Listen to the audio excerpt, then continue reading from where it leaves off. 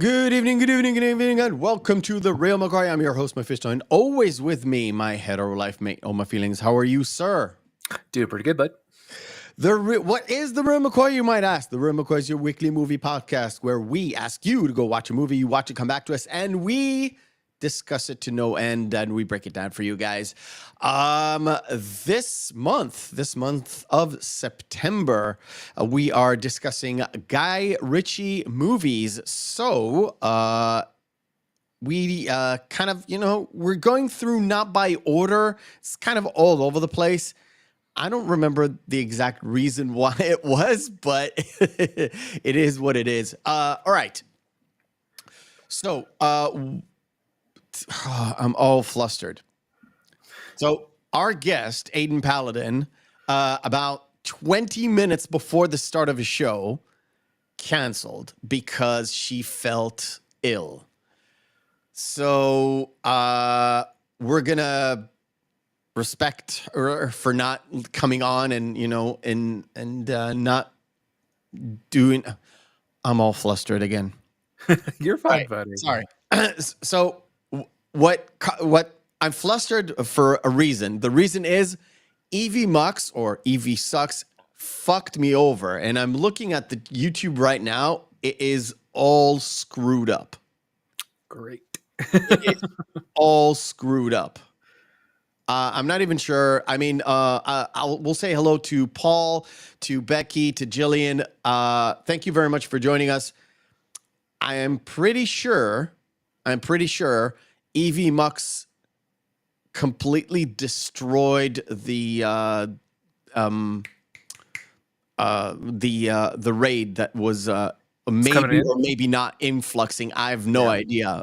According to Matt Kadish, who he said he's gonna redirect, but I think I've activated the stream and then I had to deactivate the stream, but it didn't go through, so I'm not even sure what is going on. So please forgive me if I'm a little bit flustered today.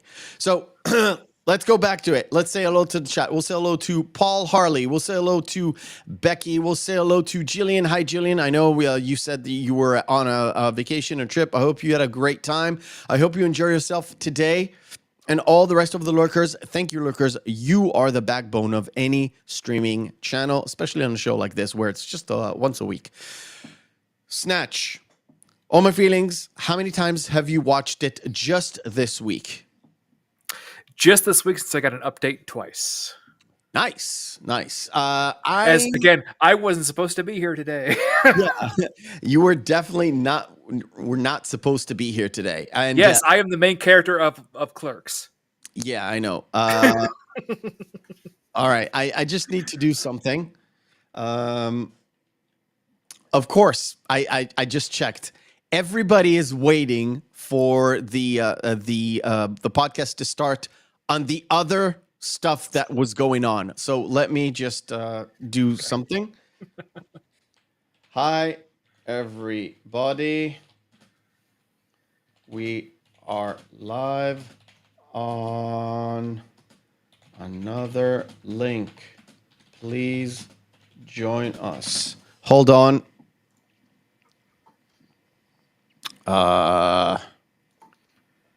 This is going to be a lot of fun.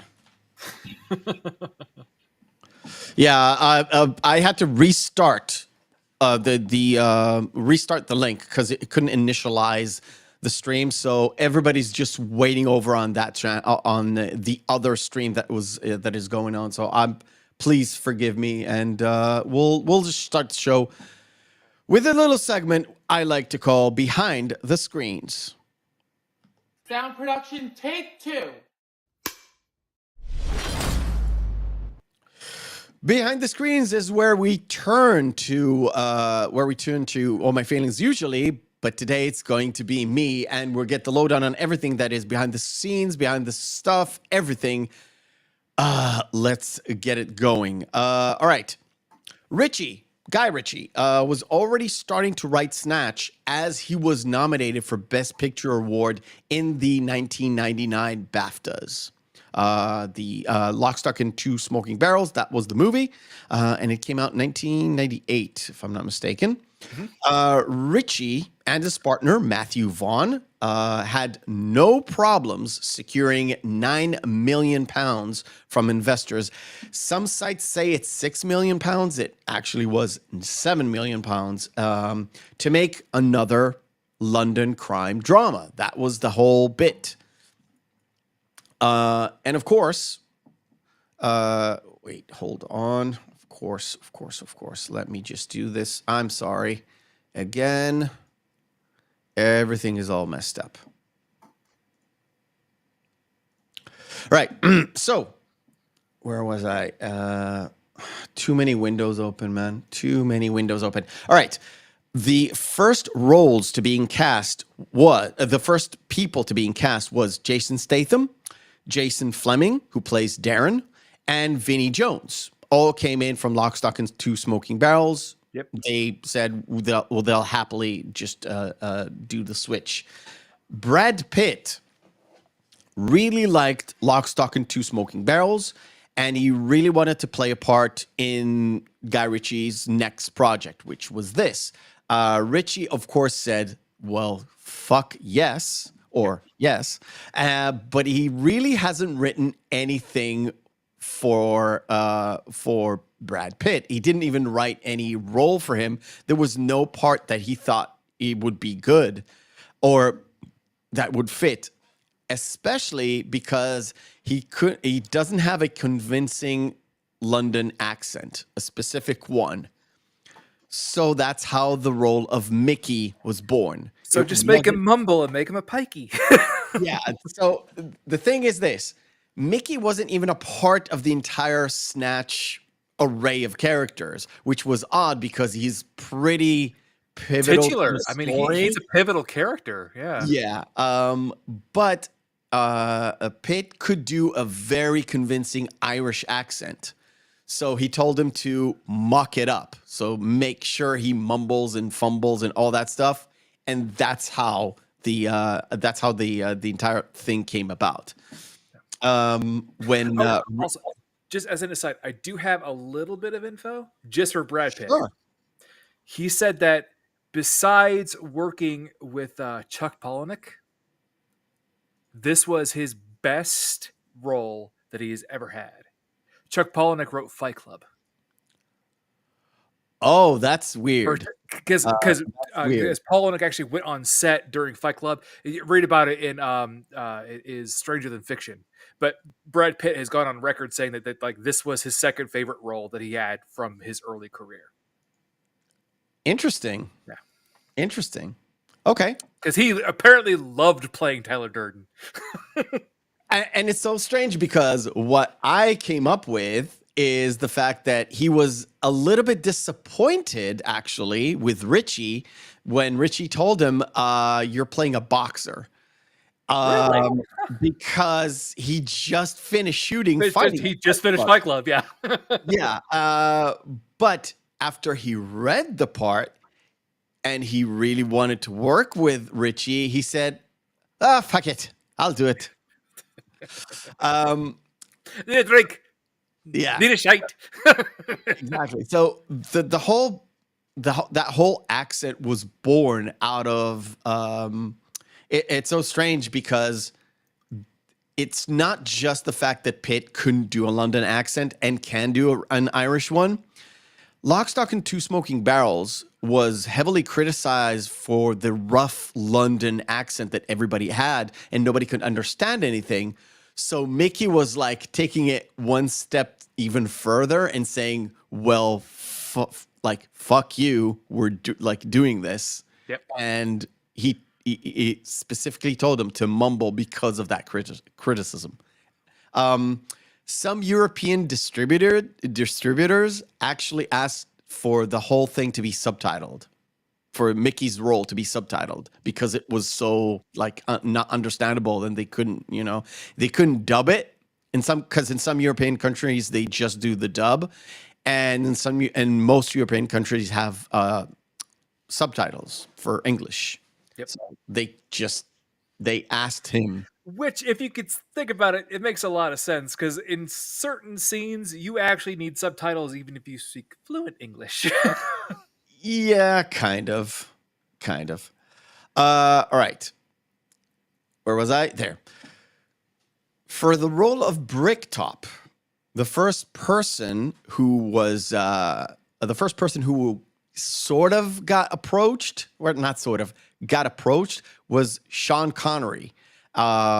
He liked the script, and he asked for Matthew Vaughn to arrange some sort of a screening of Lock, Stock, and Two Smoking Barrels, so he can get a feel for what they're going for. And he read the script for Snatch, but he didn't watch Lock, Stock. During the movie, he leaned over to Vaughn and he said, "It's a good film, but you're not going to be able to afford me." Yeah, pretty much. Yeah, that makes sense. So they just, let it go. Like, yeah, okay, yeah, we understand. Yeah.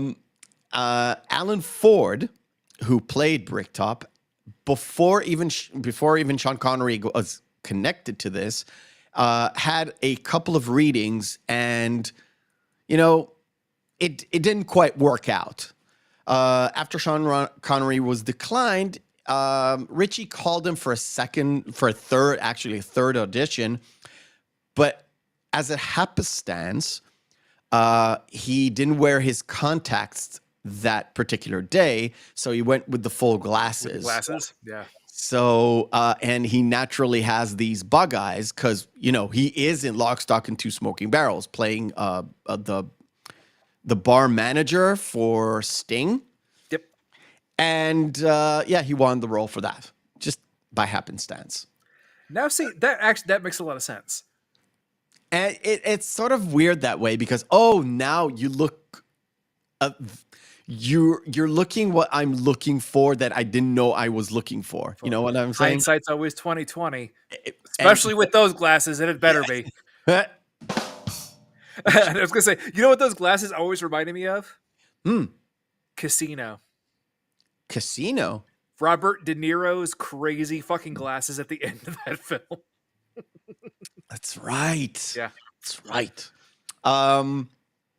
As a testament to how good Alan Ford as an actor is, Bricktop is mentioned by himself as a horrible cunt. Yep.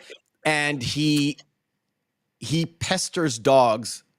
Like, first of all, he runs a dogfighting ring. Yeah, dogfighting ring. And he pesters the dogs on purpose to make them angry.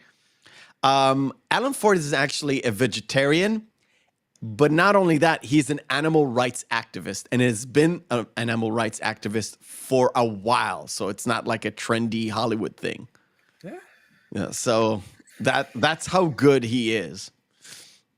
Stephen Graham, who got the role of Tommy, he got it by a complete chance.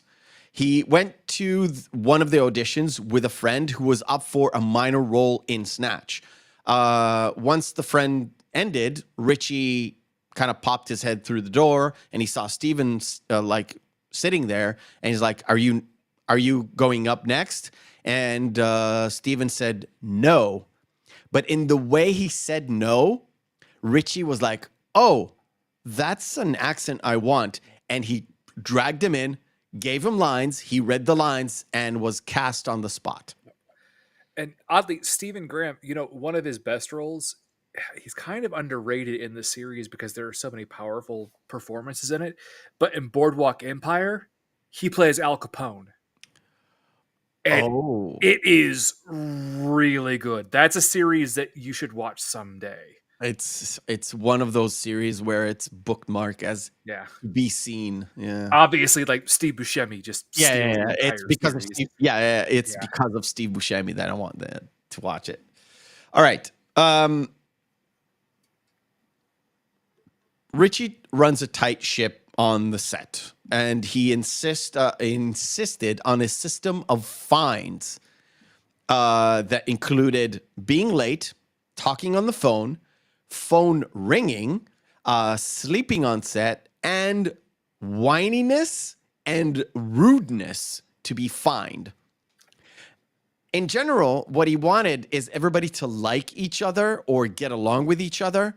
And and having those fine systems was like putting himself sort of in a position where he's the bad guy and everybody joined, like, against him, and that made it work. So oddly, in British slang, would it be the last two just like on set being a cunt? You're fine. And it's so weird because, like I said, whininess, and also, by the way, I haven't mentioned it, if you have lack of humor, you get fined, which is chef's kiss. Yeah, that's yeah. Everyone, including Brad Pitt and the rest of the American actors, so Benicio del Toro, Dennis Farina, all those people, did not really have a 5-star accommodations. Not really. They had trailers, but let's just call them caravans. They also had no catering whatsoever. They had a large snack table and a coffee station that had, let's just call it generic cookies and generic brand coffee. No one complained. You know why? Because they would be fined for complaining. Brad, in one of the interviews I saw, was like, I think it was Jason Fleming, who was talking to Brad Pitt, and they were like, "What do you say about the food?" It's like, "We're lucky to have potato sandwiches." That's it. That's the best they could do. On set was the first time Guy Ritchie actually worked with Hollywood talent, and quote unquote their shtick. But it wasn't Brad Pitt that he actually had the shtick with, or Dennis Farina. It's actually Benicio del Toro. So, yeah. See, no, he's not the only director that had mentioned that, because the director of Fear and Loathing said that he had massive issues with Del Toro. I think we talked about it a little bit. So the whole point was he went with Del Toro on the robbery scene, right? Bit by bit. Took about 20 minutes, do a little bit of rehearsal, blocking, all that stuff that they do for the film. And then when they started to shoot, they wanted to like run through the entire scene from start to finish. Del Toro didn't quite exactly do what he was asked. He did it something different. But Ritchie didn't have the time, nor he had the capacity to actually say something. He just moved on. And it just went through. Go figure. The guy he was hitting, it's like, where's the stone, was a camera operator called Tim Maurice Smith. And in Lock, Stock, and Two Smoking Barrels, he's the guy who's being baptized in the barrel as well. Oh, so it's a Ritchie movie universe kind of a thing. There are, of course, several ties to Madonna because she was dating Snatch. She was married to him at the time. I don't remember what exactly. I think this is before they got married, like right before. They had a kid. I don't remember if it's before or after. Go to E and get the answers there. I really don't care. But the ties are pretty obvious. In the opening scene before the robbery, the robbers are actually discussing the Virgin Mary. This was going back all the way to Reservoir Dogs, where in the conversation before the robbery, they were talking about Like a Virgin by Madonna. Which, I was thinking that I thought that was the reason why Frankie Four Fingers was having the conversation as the elderly Jewish man about the basically the interpretation of the word virgin was because of that's exactly it. I never thought about it until I actually dive into this movie, which is great. Bullet Tooth Tony almost gets killed while the song Lucky Star is playing in the background. And that's why in the car, when he interrogates Mullet, it's like, oh, I love this song. Yeah, it's like, this track is phenomenal, or I love this track, or something like that. So remember when I said it was 7 million pounds budget? $1 million were paid for the rights for the song. Just forget the Lucky Star.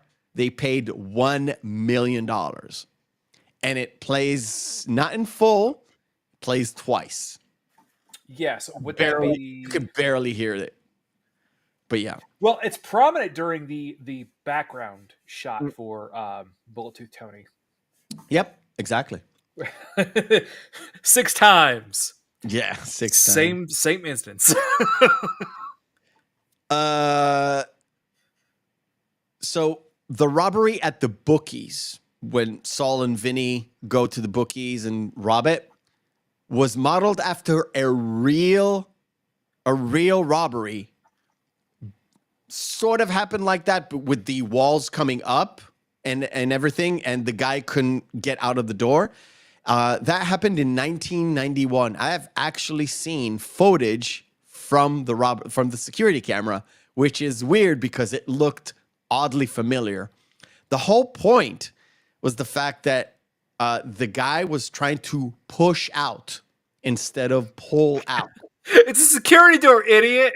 The door was open, just like in the robbery. The door was open. He was just trying to push his way out from panicking. Right. The dog. There were a few dogs playing the dog. The first dog that they brought did not like Lenny James, the actor playing Saul. He did not like him at all. He kept biting him, chewing on his leather jacket. You have to wonder if they kept the shots then of the original dog, because there's several scenes where he's actively attacking Lenny. Yes, when he actively attacks Lenny, when you see it, it's kept footage that is completely ad-libbed. Gotcha. Completely. Okay. And of course, like I said, it was kept in mostly due to time constraints and budget constraints. They just couldn't redo the shots. Yeah.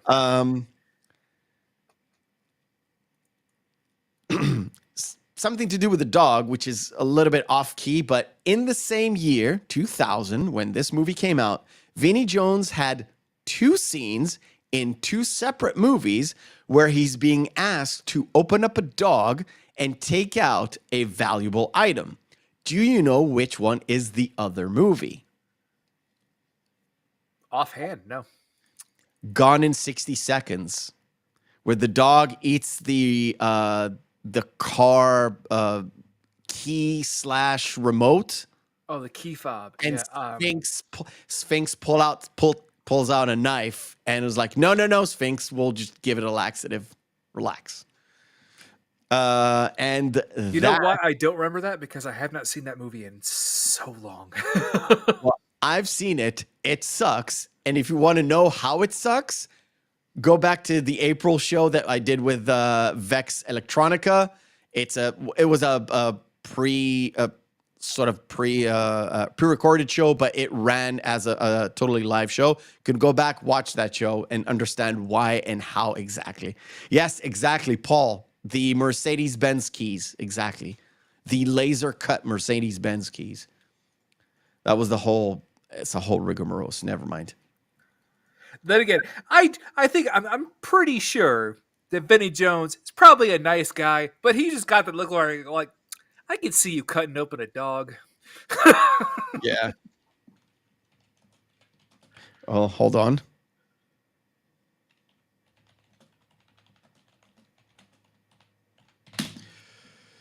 Yeah, all fucked up. I'm literally, I've made the decision this week.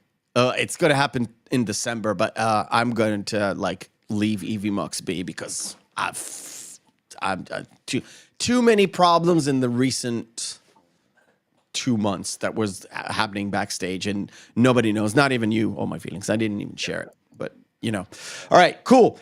Ladies and gentlemen, before we begin, it is time, because last week we kind of went past about an hour and not do the thing. Hey, we were having a good time talking about rock and roll, but we were having a good. I already know that our mutual friend Jay, is here for this thing. Yes, and a few others that I've seen in the chat. So, without further ado, it is time for Missing Marquee.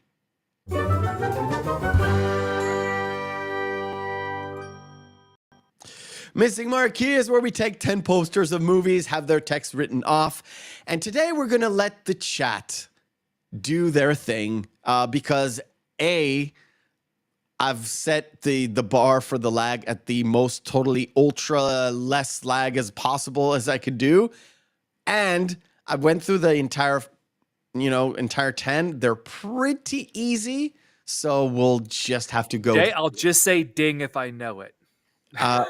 You don't have to say ding, but you probably do know them. Let me set this up. All right, let me go and go. Ding. Ladies and gentlemen, yes, I know you know.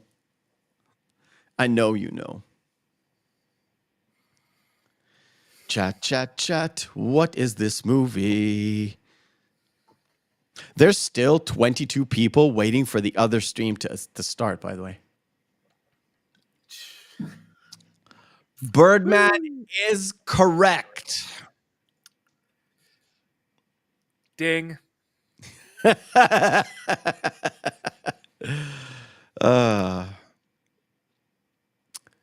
Chat.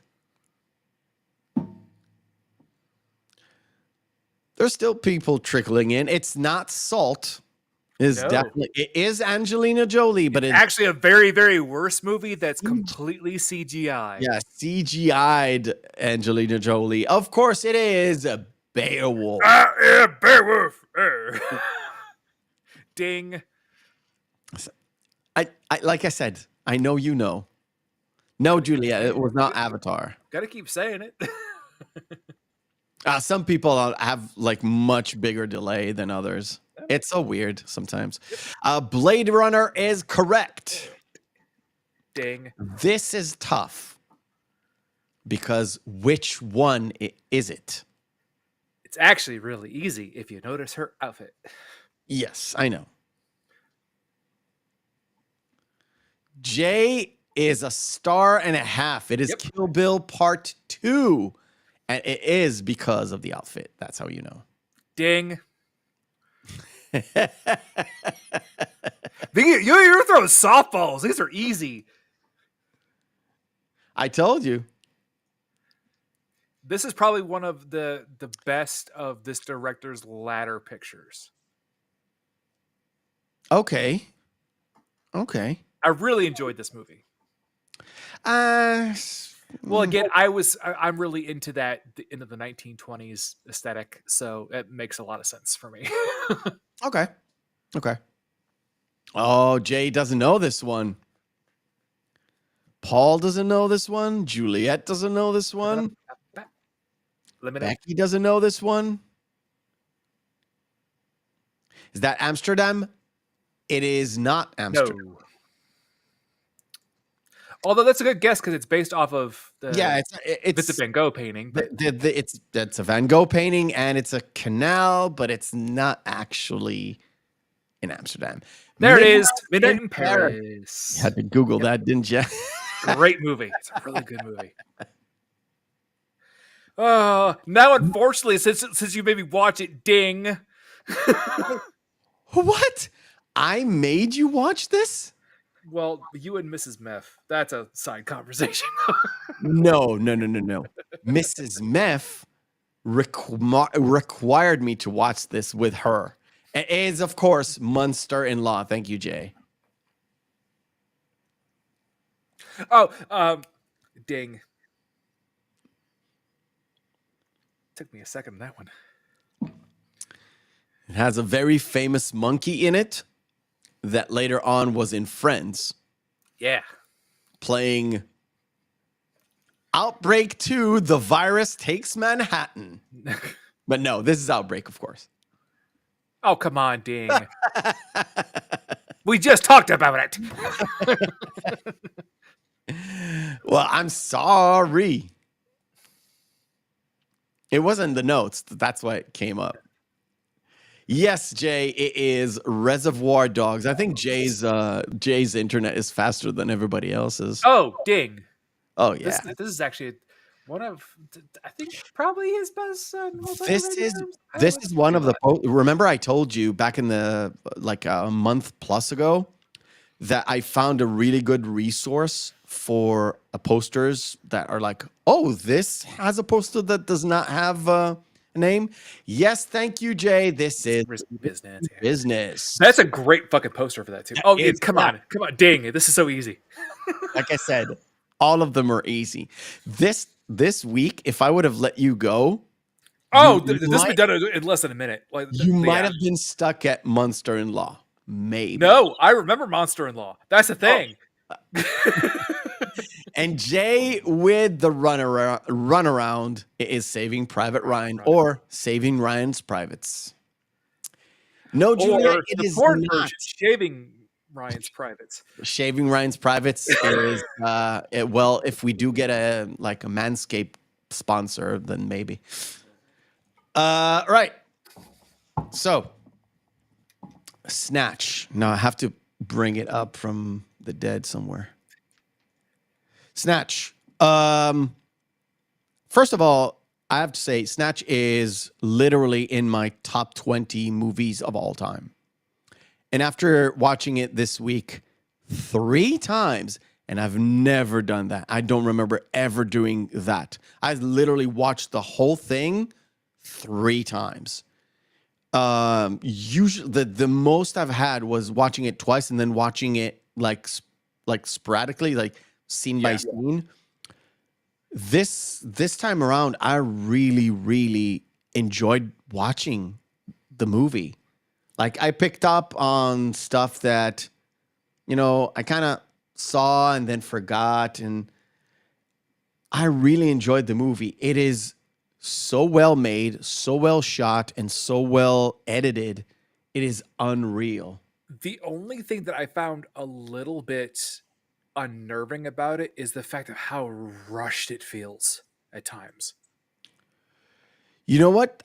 I think I know what you mean. I didn't feel the same way, but how fast the story goes is really down to a lot of the editing and cutting away a lot of unnecessary pieces. That's okay. That's fair, I guess, but that's why I think I like Rock and Rolla and The Gentleman a little bit more, because they take some time to breathe a little bit. And it isn't just rushed, and there also isn't such like massive plot contrivances, which in a way is supposed to be the entire bit about how funny this kind of like London underworld really is interconnected, where they can't escape each other. So, but it's just like, well, how would they be in the exact same spot at the exact same time with the exact same people, and they, time and time and time again. I think that's supposed to be part of it, but also outside of that, if this were to be utilized in any other film, that it would be mocked for it being just like, wow, you are literally using that as a plot contrivance in order to move the story along as fast as a clip as possible, due to probably budget constraints. Yeah. And this time around, I don't actually have the file for it. I've actually, really? Don't have the file for it. However, I do have Netflix with it on. So I will sporadically show you. Yeah. So like I said, it's literally from Netflix. So don't kill me, guys. That's fine. Also, as an aside, Juliet, don't feel bad. We've wasted way too much time watching films. Jay can agree with that. We completely do. That's what we love. It starts with that particular scene where, it's Frankie walking in as they scan him with the metal detector, and he goes, "What? Do you want me to take my pants off?" Yeah, exactly. And I was like, well, if you're doing your shit right, then yes, I guess. Yeah, they should have. Yeah. And that goes to show you that the guys doing the testing in 2000 is completely different. Need I remind you the date we just passed? 9/11. Yeah. Understand. In 2000, stuff like that would have definitely gone through, right? Definitely gone through. After 2001, September 11th, no freaking way. No freaking way. Not even especially not for a diamond place, right? Where they literally cut diamonds. They didn't mention De Beers at all, though. Right? That's good. I mean, you don't want to mess with the cartel. But yeah, Jewish people, Belgium, De Beers, diamonds, kind of works. Of course, once they do steal the thing, they have so they're setting up the fact that this guy's has Russian connections. Not really, right? He sort of does have it and doesn't have it. He does have a weird accent, not really Jewish. Yeah, because Boris the Blade, he's not Russian. Was he from Uzbekistan? I think it was. Uzbekistan, yeah, which is definitely not Russian, by the way. Yeah. They just speak Russian because they were under USSR control for the longest time. Yeah. But yeah. So before we even get to know the connection with the Russians, we have one of the best intros to a movie ever. Because it cuts to all the different characters. Yeah, which this is a Guy Ritchie staple because he does it in multiple different versions of his film. It depends on the movie, but they all have each character has their own kind of introduction per film, but in their own different way. Like we saw in Rock and Rolla, it was done by introducing them through the narration of Archie. Yeah, exactly. And in this one, you don't have any narration. And like I think I mentioned it in Rock and Rolla, the fact that Rock and Rolla is a little bit more subdued, as opposed to Snatch, where it's much more of a snap, snap, snap, and it sets the tone right away with the sort of, you see the action and then it stops, get to introduce, and then they're moving on to another person, right? And actually, Sander, you have to get it right. Desert Eagle .50 because it's a 50 caliber. Yeah, 50 caliber. By the way, Desert Eagle is Israeli made, so yeah. Not to be outdone by anything else, but please continue. So we have the whole intro. Desert. Yes. Hello. Do I need to do a rim shot again? No. No, you're good. And then, of course, we get after this whole introduction, we actually get to the story where they're setting up the whole. So you know the name of the characters, but you don't know what is exactly going on. So the whole, let's say, first 10, 15 minutes of the movie, they set up every single person and their job. And it's sort of like you have this weave of you have certain strings going all the way around, and you're trying to, combine the weave into some sort of a cohesive story narrative, where all the narratives kind of entangle with each other. Mm-hmm. This guy knows this guy that knows this guy that knows this guy, and they all know Kevin Bacon for some reason. And for some odd reason, everybody seems to know Tony.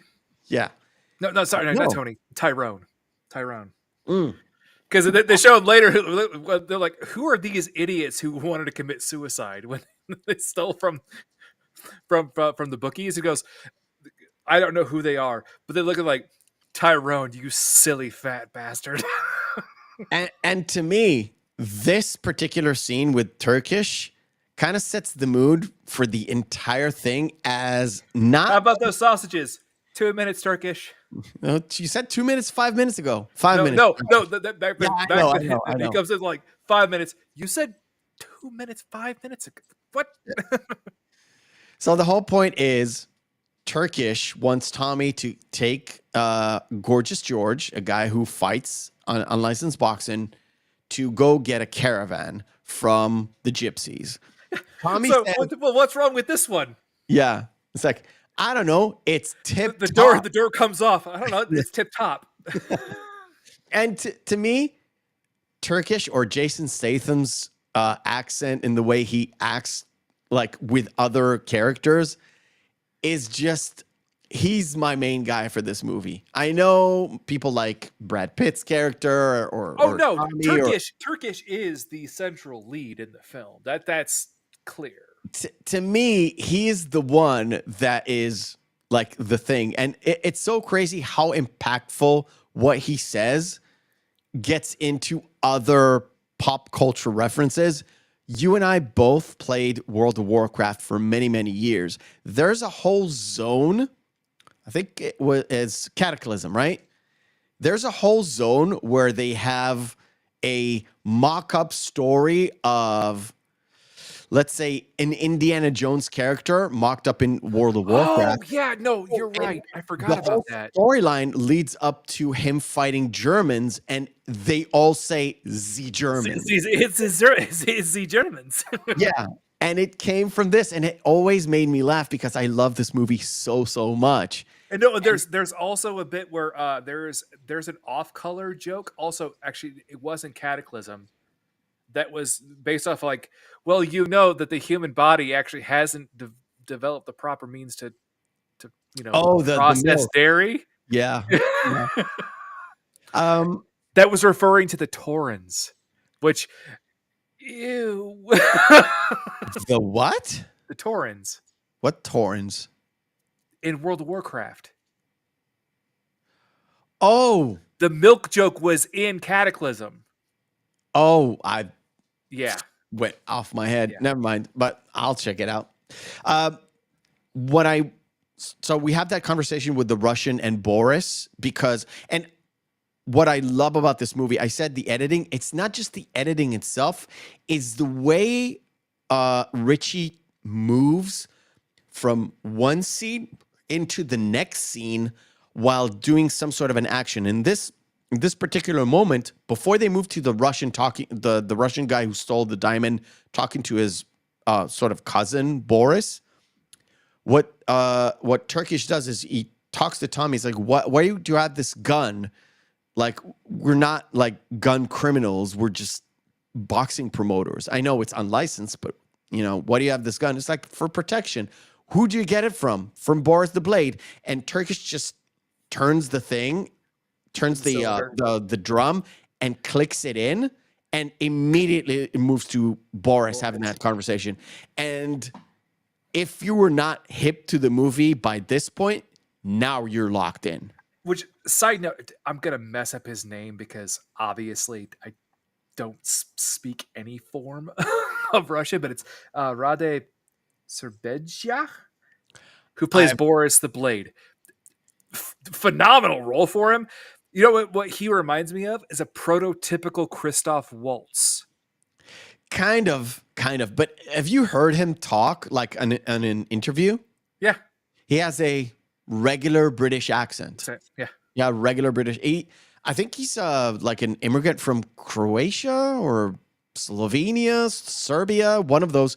The former Yugoslav that went through to, after the Civil War, they went through to like the Americas, to the UK. So he reached the UK and he just developed this British accent, apparently. Yep. That's what I think. I don't know. Haven't done my research. But it leads to this conversation with Frankie Four Fingers and Avi from New York, and this is just a probably that is Farina's best roles in his entire career, I'd have to say. I think so. It's either this or Get Shorty. That's a real close tie there. I know. It's essentially the same character, but one of them is Jewish and the other one is Catholic, like Italian Catholic, something yeah, like that. Dennis Farina is clearly an Italian. Clearly Italian.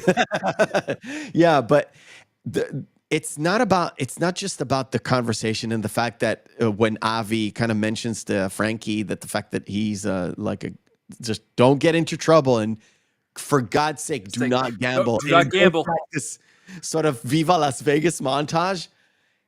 The fact that every time it switches from Avi to Frankie, Frankie wears something completely different. And it happens 4 times. And then the 4th time, he doesn't have any pants, but he does have that London bowler hat, which is iconic for London or the UK, or at least, the old British kind of foundation. You can definitely tell that Frankie is definitely a flash get. Yeah. Yeah. And so Frankie, in the conversation in the van after the robbery, the guy who kind of said, well, give me your gun, he gives him his gun, takes out the bullets first because, ain't no love between criminals. He said, just buy a new one in London for protection. I'll refer you to my cousin, Boris. And that's the scheme. Boris is supposed to angle Frankie to go to the bookies. Well, because the cousin tells him, well, he also has a gambling problem as well. And Avi just reiterates that as a real major issue for Frankie. So What did he say? Well, what do I owe you? Nothing. No, what do I owe you? Yeah, it's place a bet with me on this. Is basically give him I've got an inside track to fix his ends, so.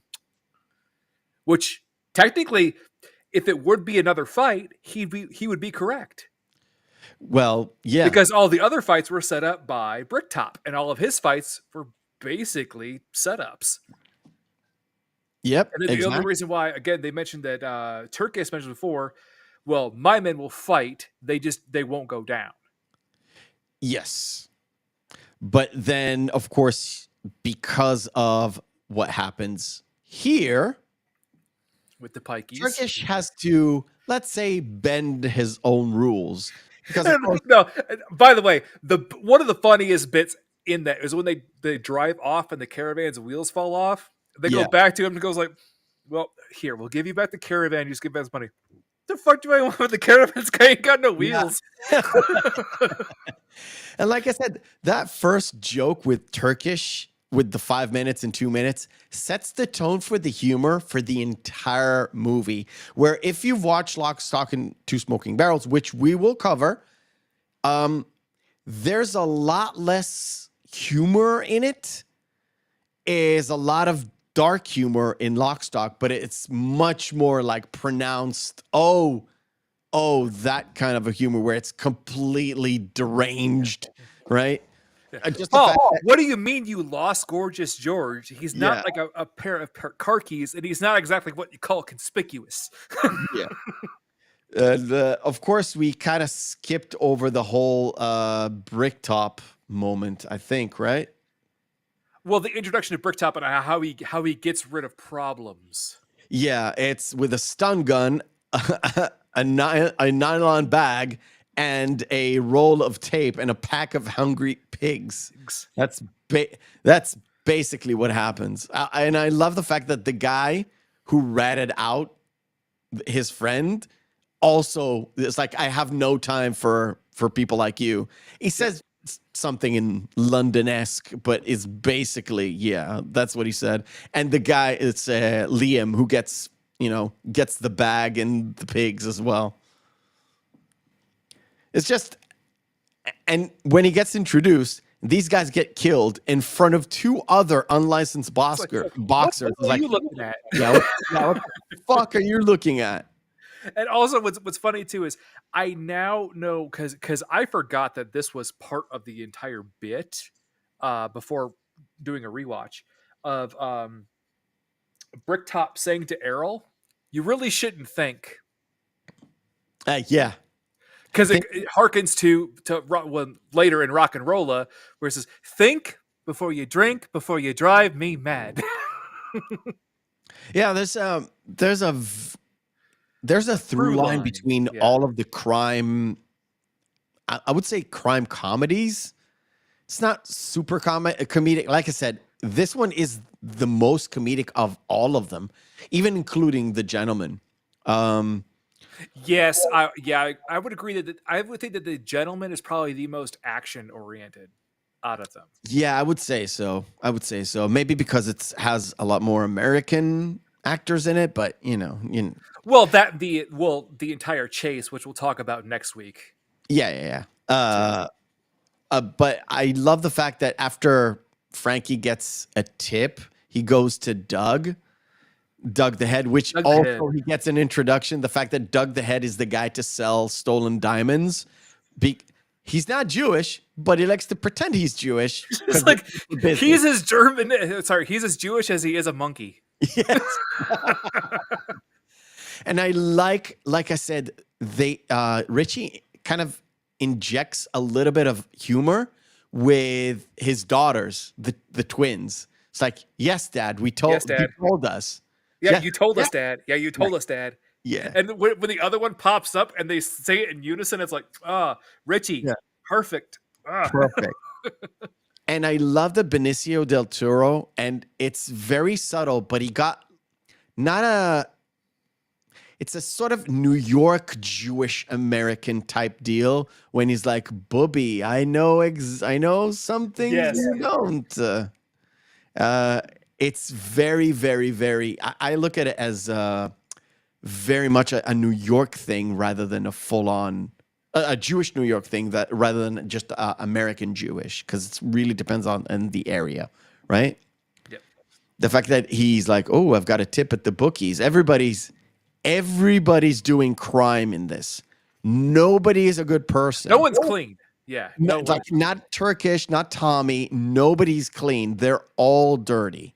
And that's what makes the cleanest one out of all of them, though, are literally our protagonist and Tommy. Turkish and Tommy are the cleanest, really. Even they're running underground boxing and they have like an arcade that's like ticker tape stuff. It's still not as bad as anyone else. Anyone else is like, okay, so someone has to get murdered today. All right. Yeah.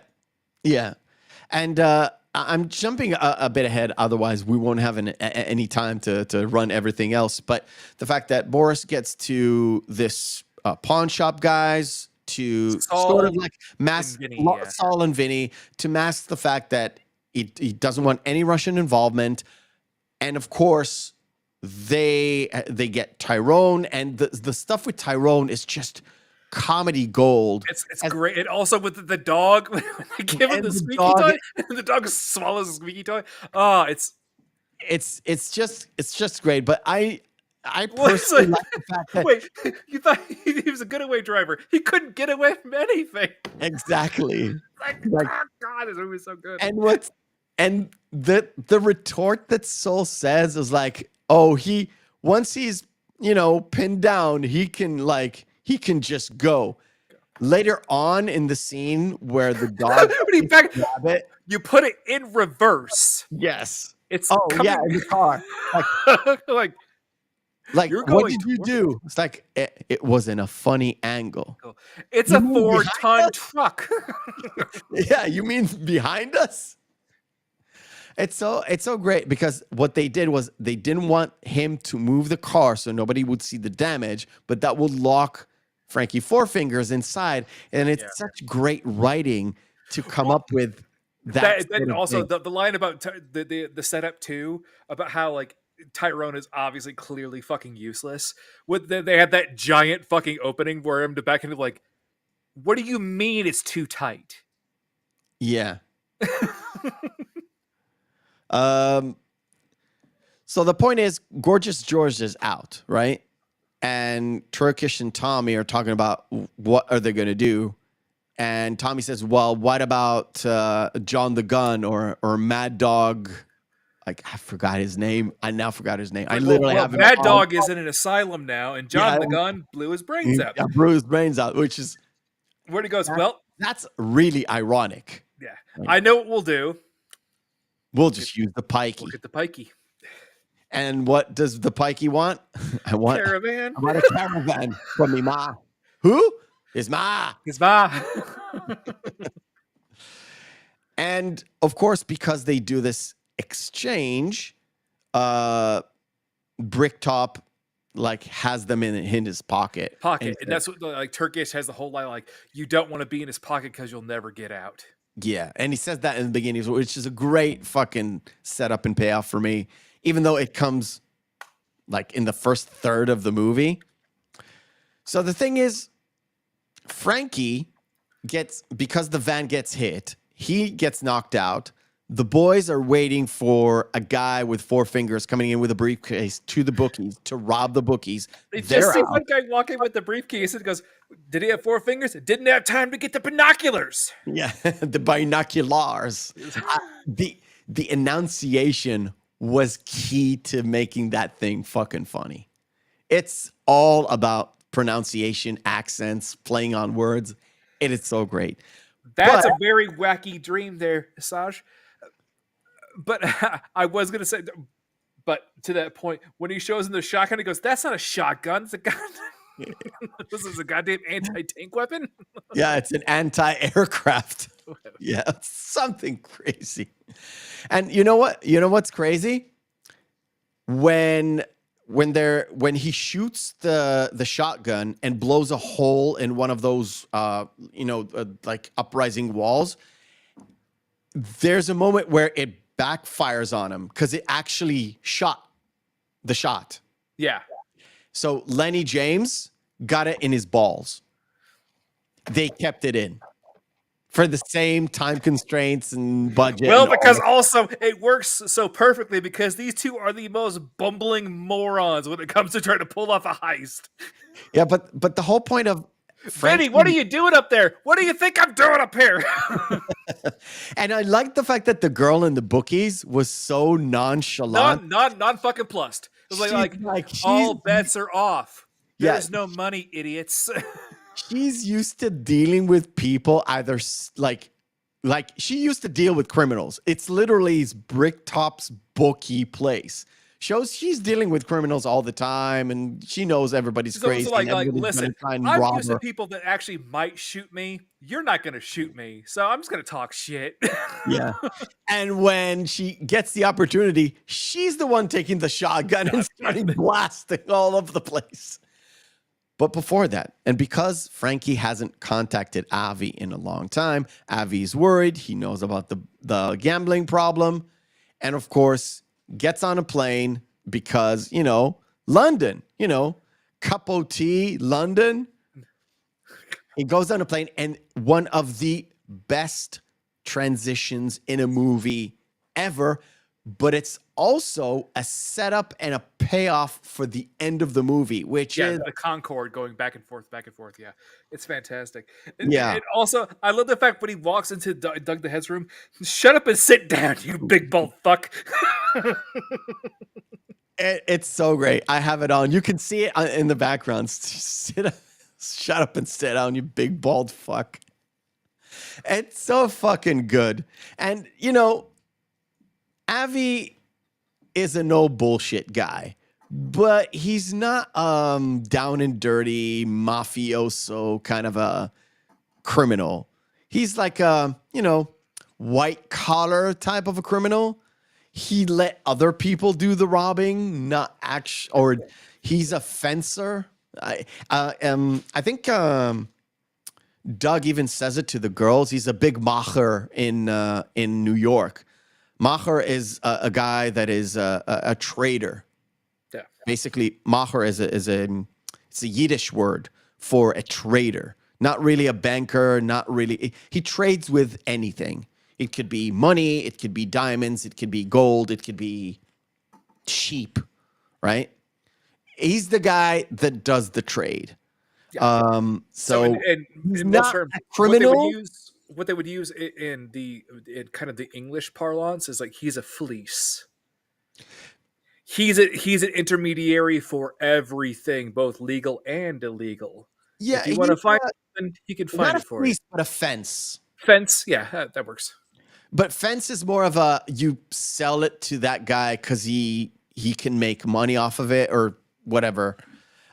You steal something, you sell it to the fence. The fence actually kind of whitewashes it and moves it forward. So basically that kind of a guy. But yeah, Avi is not your mafioso type guy. No. And you can tell later on where he shoots the gun all over the place and actually kills Bullet Tooth Tony. Tony was just like, which I thought, again, because I hadn't seen this movie in a long time until I watched it recently this week.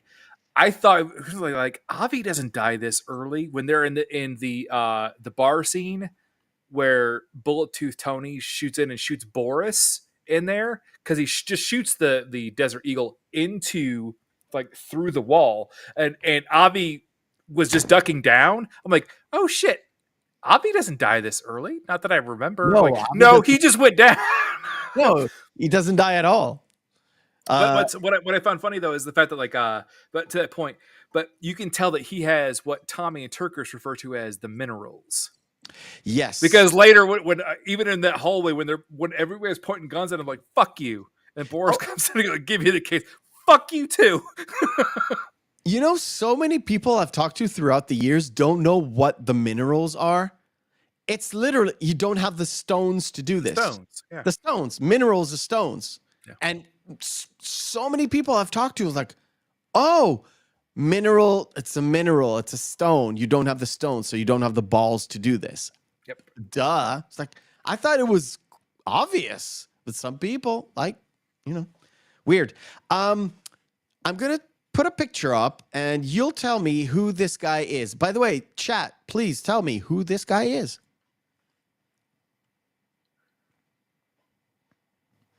We'll need a punch in. A punch in? I can't. Yeah, because see? It's from Netflix. Wait, do you mean the This is the first guy Mickey fights. The guy he told him to go down in the fourth, but he knocks him out with one punch. Why is he so special? Wasn't he the governor? No, not the actor. The actor is inconsequential. Okay, nobody knows in the chat. You don't know. The guy's name is Bomber Harris. You know why that's important? Because Monty Python had a sketch where a guy who is played by Graham Chapman, rest in peace.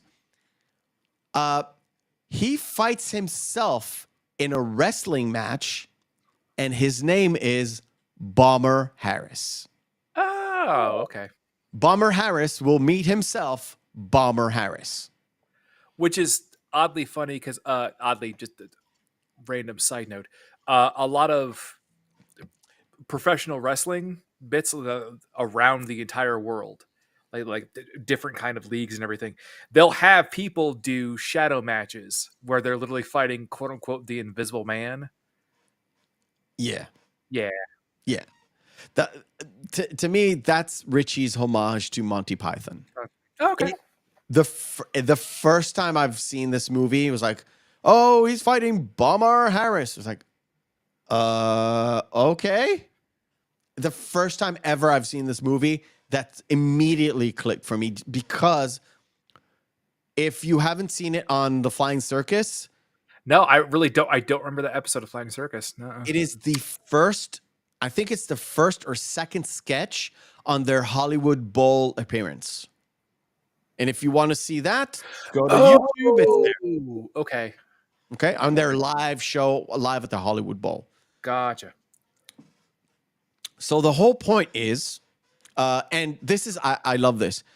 Vinny and Soul gets kind of rescued by Tyrone, you know, after they literally, I don't know why they did. Because he opened the door, was like, what are you twos doing? Yeah, what the fuck are you doing? And then miracle out of nowhere, Tyrone with the big save is like, who the hell is this guy? Guy with the briefcase attached to his wrist has 4 fingers. It's like, I did your job for you, you morons. Yeah. And you're like, oh shit, he can move when he's pressed. Yeah, apparently he can. Yeah.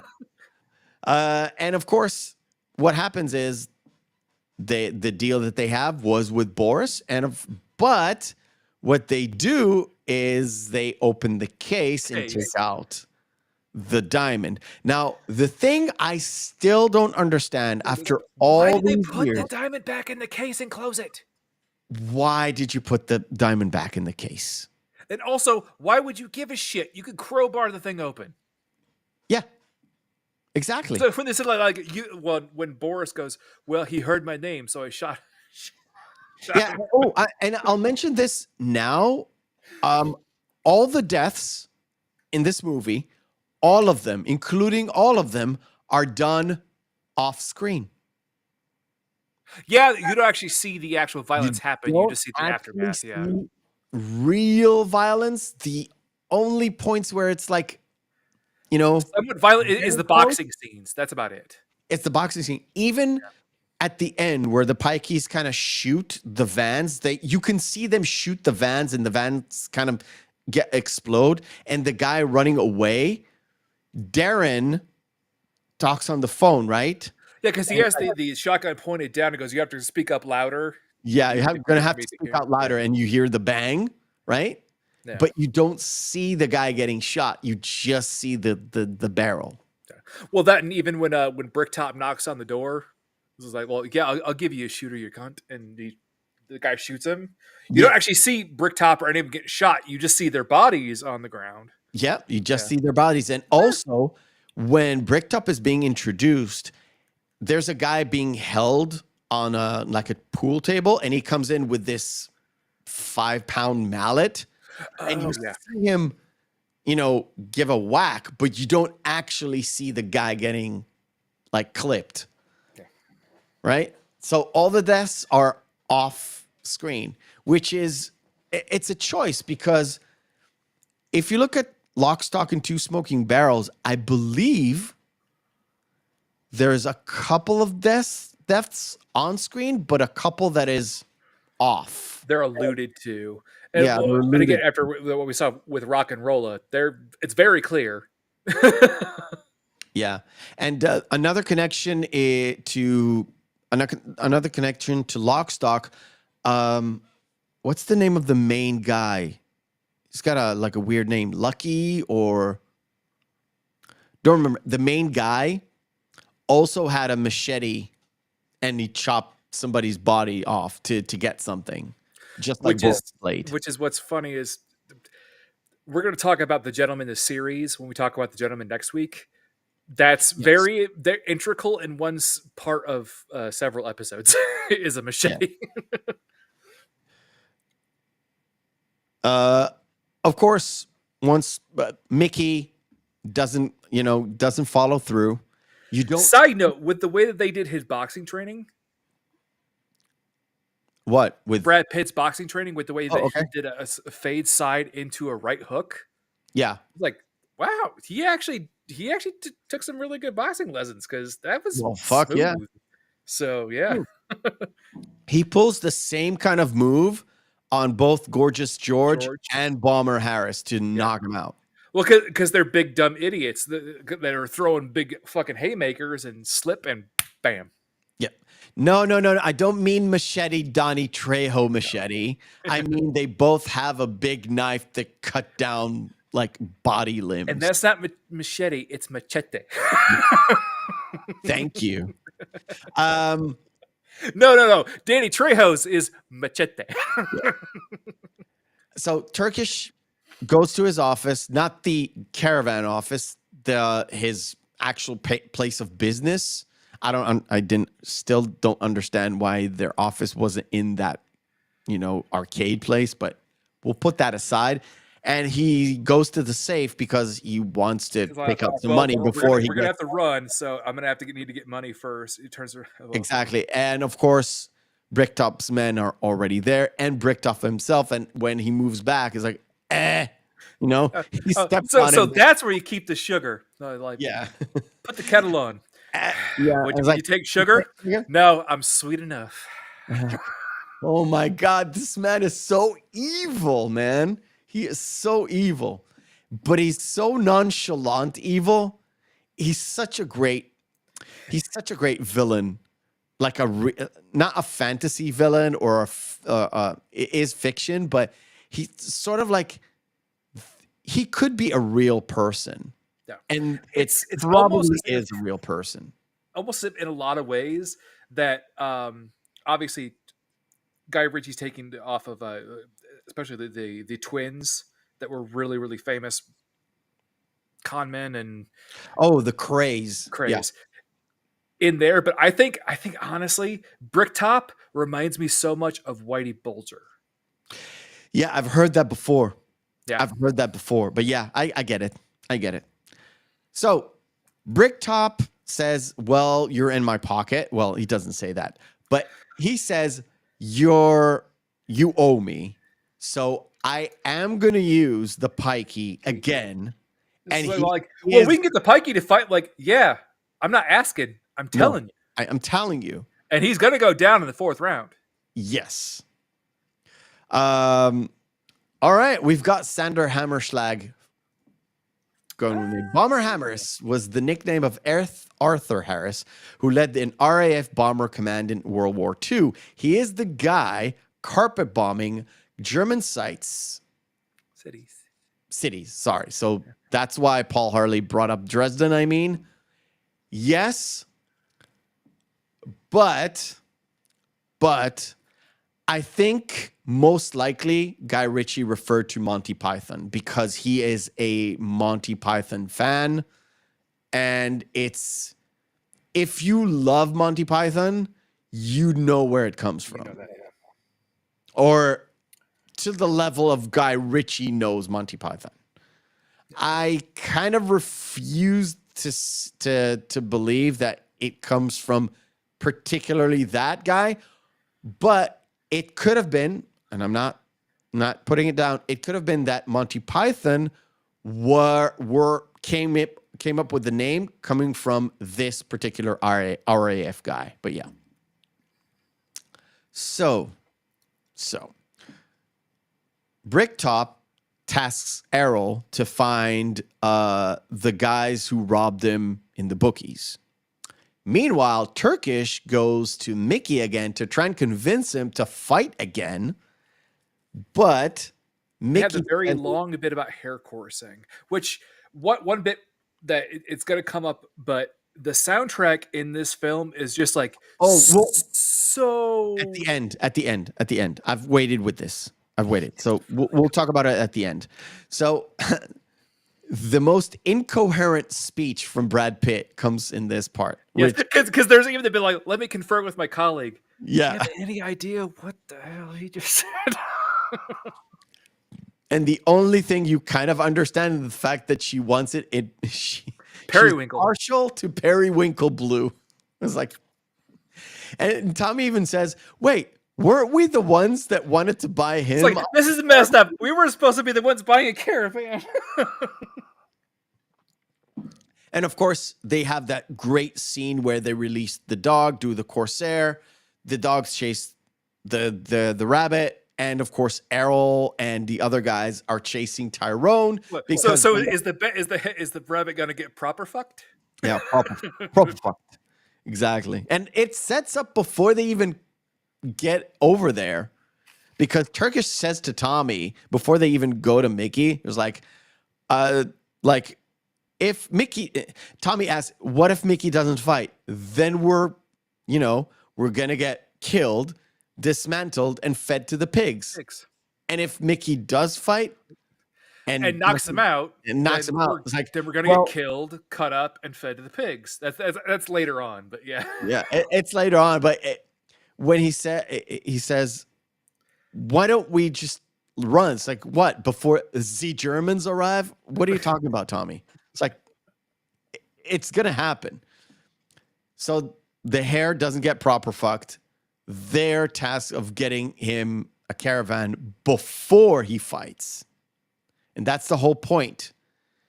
And when he goes to Bricktop and says, well, he doesn't want to fight, Bricktop is like, punish him for me, Errol.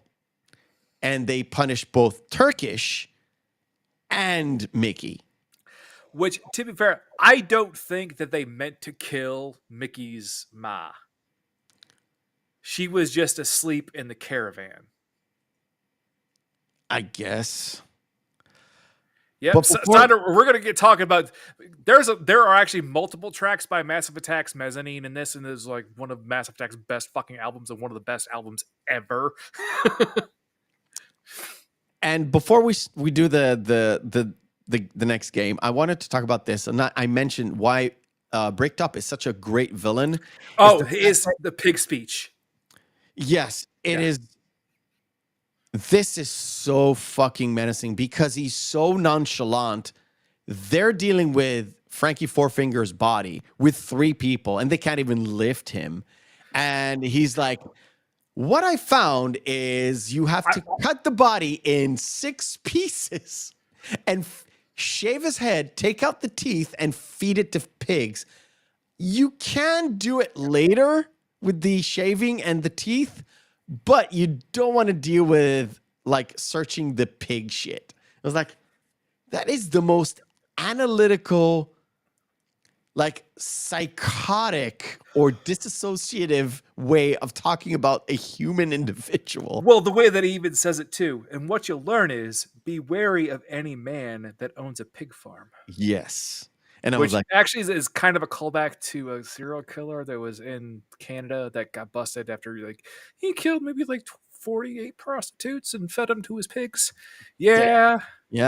Hence, a greedy as a pig. Yes. They would go through bone like butter. Yeah. And I love the fact that what he does, what he's using his sort of London specific accent to enunciate those words. And it even starts with, do you know what nemesis means? And I was like, these guys are fucked. These guys are fucked. Well, because in so many ways, do you know what this gives me just full callbacks of? Jules. What? You're Ezekiel. Right. Yeah, it's Jules. It's that sort of like the sentence is so cool just before I kill your ass. Yeah. Yeah. And he moves with them to the next room as the boys set up a murder room with, like, they set up a Dexter room, hands down. Well, and the one guy, Lincoln, who had nothing to do with it, I kind of felt bad for the guy, even though he is a murderer and kind of a piece of shit, but still kind of feel bad for him because he had nothing to do with this. Yeah, Lincoln is like this London gangbanger type guy. I think the guy, if I remember correctly, I haven't checked in a while. His sort of stage name is Goldie or something. He's a rapper. He used to be a rapper. Yeah, well, it makes like sense. Like a British rapper. But the way that it was set up too, because they both Vinnie and obviously you could tell that Lincoln was more keyed into the darker, seedier side of the London underground, because Vinnie and Saul were like, I have no idea who you are, and Lincoln's just like, I know who you are. Yeah, he's like, I know who he is. And Bricktop's like, good, I don't have to waste time explaining myself. It's a testament to they can inject so much humor in it.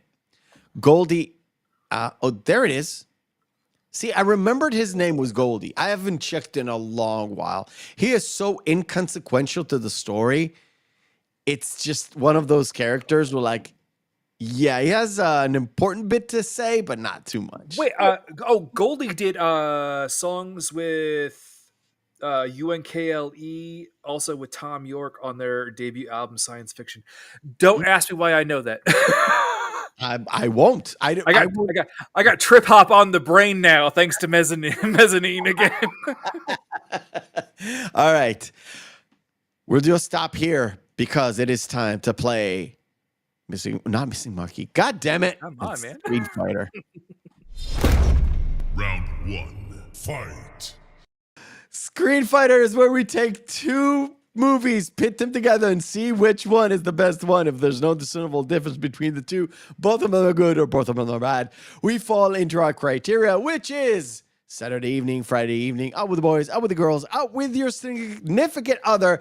2 movies in a vacuum. Which one will we pop in? Came up, and it is the Japanese poster of Snatch. So 2 movies, Both of them came out in 2000. Very iconic both. X-Men or Snatch. And it's not just because we're reviewing it right now. Wait.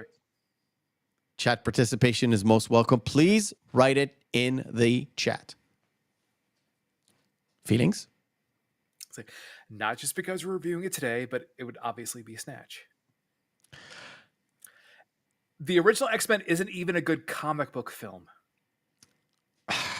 Do you know what the problem is? The cardinal sin of X-Men, if you would have kept the entire script, the entire story, but have the X-Men in their comic book appropriate attire, it would have been looked at as a completely different movie. I could see that. That's so having them not in that black leather suit and in their original costumes would have changed the opinions of every single person that I know. It is obviously Snatch. It's a much better film. As a film, like a standalone film.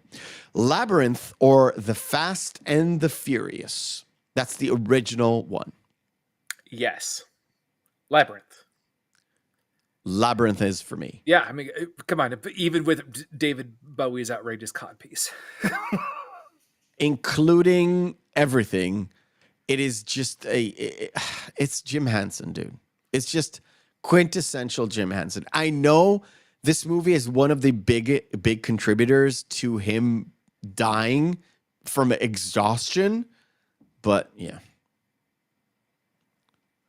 The Fast and the Furious Tokyo Drift, which is the third movie, and the 1995 Judge Dredd. Not a particularly great iteration of the character. Actually, the worst version. Wait, you came around finally to actually enjoying Dredd. Yes. Yeah. Choose your poison. Sandra Hammer's like, neither. I don't like it. I don't like this choice, man. I really don't. I know, but I would say I think the only reason why I would pick Judge Dredd is just because Armand Assante fucking just chews scenery as the villain in Judge Dredd. You mean eats it all up? Yeah, I mean, like I'm surprised that anybody had room to stand on. He ate so much scenery. I am the law. Easy choice. Easy choice. For me, it's easy. Guardians of the Galaxy or The Breakfast Club? Now, see, this is a pretty awesome movie. Putting aside the comic book elements, it is really good. Yeah. Breakfast Club is iconic. Which one will you choose? I will have to say that you could probably tell the differential between the age range of the audience on which one they choose when it comes to this. Okay, I get it. I mean, you're a comic book guy. I'm not a comic book guy. I'm a big comic book guy, and actually, I really enjoyed the interpretation of the Guardians. I thought it was really well done, and in fact, that version of Star-Lord is probably one of the most actually accurate to the character, besides obviously Deadpool, because Deadpool is basically is just Ryan Reynolds. Yeah. If I've perused through like Deadpool comics, like Rob Liefeld Deadpool comics, like one of the first ones, you could not get a better fit with Ryan Reynolds. Especially as it goes even further throughout his own series, it goes way crazy. It goes right? way out there. Where obviously, he actually is one of the characters that's in a comic book that is functionally aware of the fact that he is literally in a comic book. Okay. So what do you choose? Breakfast Club. I mean, it's one of John Hughes' best films. It's still one of my favorites. Yeah, me too. Santa, it's not a condemnation. It's just more of the fact that like when you were around. Like I said, we said this about 150 plus times. Some choices are literally impossible to make. This one I don't think is that impossible. Wanted and Castaway, and this is the Russian poster, I think, of Wanted. It looks like it is. I would have to say, oddly, well, what's your pick? Because I think might surprise you. I'm gonna pick Wanted. Castaway is not a bad film. It's just a slog to get through. The only problem I have with Wanted is, to me, the ending, and surprisingly, how much I didn't like the Morgan Freeman character in it. To me, he could have been any other actor, and it would have probably been the same. The only plus is the fact that you can hear Morgan Freeman talk, which is always a plus. I'm picking Wanted. Oddly, I'm surprised. I thought you were really? Go, yeah. Well, I'm going to go with Wanted because obviously, like, it's given the criteria where if it's just on, it's like whatever, I'll watch it. My problem with Castaway is that you could have cut away about 30 minutes of the movie. Oh no, you got to cut away 45 minutes easily, and it would have been fine. Yeah, and to be completely honest, the whole Wilson arc was, at the end of the day, inconsequential. Utterly. Like, utterly inconsequential. Because it didn't contribute to anything in the movie. Like, it didn't lead anything. It didn't hurt the main character at all. It's just the fact that he could speak. And if Wilson wasn't there, he wouldn't have talked a lot. That's basically it. It was basically just a setup for him to actually have a conversation, for them to actually have dialogue, and that's it. Yeah. And to me, this is hindsight 2020. To me, he could have had those conversations with the air, and it would have practically been the same. And you would have gotten that sort of mini exposition dumps. Well, the same thing. Yeah. It could have not been the air. It could have been the FedEx box that he had the entire time. Potato would have made the ending much more powerful, actually. Yeah, because if you actually had a feeling to the attachment to it, so where he had almost an emotional struggle of actually delivering that finally. Yeah.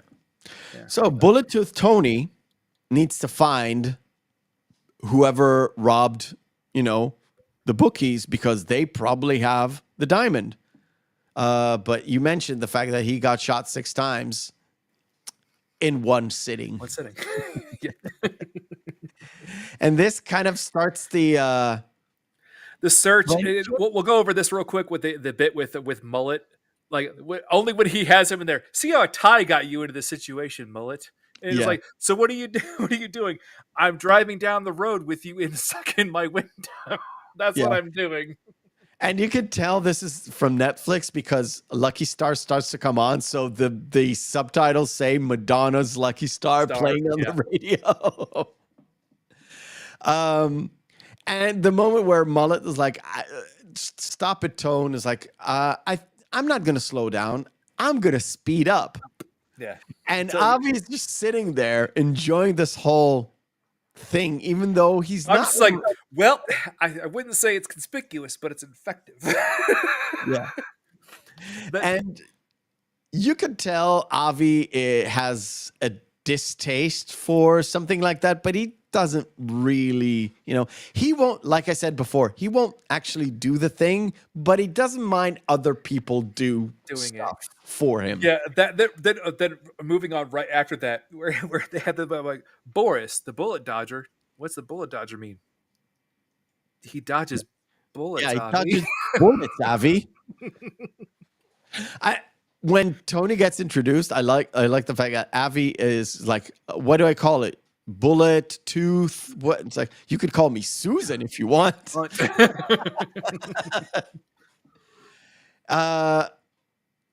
Wait, So I'm moving a little bit forward.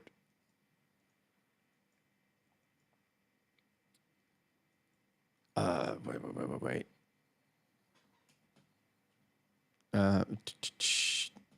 Okay, so they're in the shop after they kind of find out about the two guys from the pawn shop that robbed the bookies, and they kind of learn about the connection with Boris, and they're like, how can we find Boris? And suddenly Boris is there in the shop because Doug the Head is the guy you sell big diamonds to. Yeah. Because everybody, it was one of the daughters come like, well, it sounds like he's here. He wants to sell a very large diamond, and he has a very thick Russian accent. And everyone's like, and every time there's that Russian kind of ballad running through, every time he's on the screen. Yep. And immediately it goes to Rosebud is hurt in the car because they had to like manhandle Boris, and they drive to his place to get the diamond. Yep. Avi's like, don't worry, we're going to get you to a doctor. We're going to get him to a nice Jewish doctor. Get my friend the nice Jewish doctor. So the whole point, and this is something that is key with the storytelling of Guy Ritchie. He doesn't show you how they went from the shop, like trying to manhandle Boris, to him divulging the information about the fact that the diamond isn't on his body and they have to go to his place to try and find it. And when they take him out, Rosebud is like, I'm going to just slice him open right here, right now, after they find the diamond, of course. It's like, no, we'll take him somewhere else. And then the car, he pulls out this fucking, it's like, what did you want to kill him with? It's like, I've got this blade. It's like, that's not a blade. Sort of like, this is not a knife. This is a knife. Well, and also, but to your point there, this is what is kind of missing in modern storytelling. When you look at modern series, a lot of them that are absolutely terrible have the sin of doing the opposite of what should be done in films like this, where they show, they don't tell. They don't need, they treat their audience as if they aren't absolute morons that need to be spoon-fed every little tiny bit of exposition. Yeah, and this is something that I think Ritchie also kind of misplaced when he did Rock and Rolla and The Gentleman, where he told just a little bit more than you should. Just a little bit more. And those little bitty places you could have cut away and we would have understand it. You know what I'm talking about, at least when it comes to Rock and Rolla.